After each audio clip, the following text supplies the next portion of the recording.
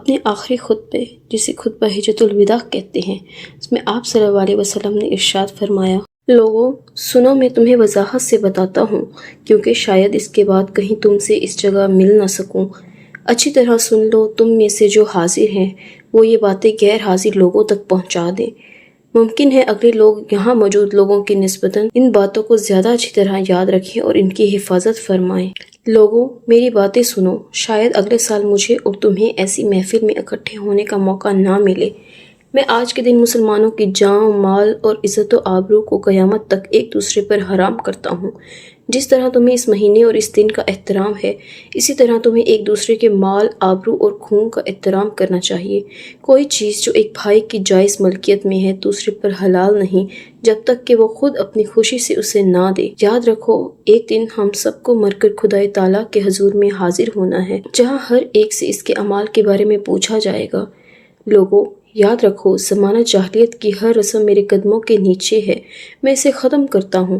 زمانہ جاہلیت کے قتل و خون کے جھگڑے آج تک ختم کر دیے جاتے ہیں۔ اس سلسلے میں سب سے پہلے میں خود ربیعہ بن حارث بن عبد المطلب کے خون سے دستبردار ہوتا ہوں۔ سب مسلمان بھائی بھائی ہیں، عربی کو اجمی پر اور اجمی کو عربی پر کوئی فضیلت حاصل نہیں، ہاں صرف پرہیزگاری خدا کے نزدیک افضل ہے۔ غلاموں اور عورتوں کے تم پر حقوق ہیں، ان حقوق کا خاص خیال رکھو۔ عورتوں کے ساتھ نرمی اختیار کرو اور مہربانی سے پیش آؤ۔ غلاموں کو وہی کھلاؤ جو خود کھاتے ہو اور انہیں وہی لباس پہناؤ جو خود پہنتے ہو۔ ہر شخص اپنے کیے کا خود ذمہ دار ہے، بیٹا باپ کا اور باپ بیٹے کے جرم کا ہرگز ذمہ دار نہیں۔ اگر کوئی حبشی کان کٹا غلام بھی تمہارا امیر ہو اور تم کو خدا کی کتاب کے مطابق لے چلے تو اس کی اطاعت و فرما برداری کرو۔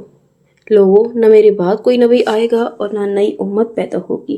خوب سن لو، اپنے رب کی عبادت کرو، 5 وقت نماز پڑھو، رمضان کے روزے رکھو، مال کی زکوٰۃ خوشی خوشی ادا کرو، خانہ کعبہ کا حج کرو اور اپنے حاکموں کے فرما بردار رہو۔ اس کی جزا یہ ہے کہ اپنے پروردگار کی جنت میں داخل ہو جاؤ گے۔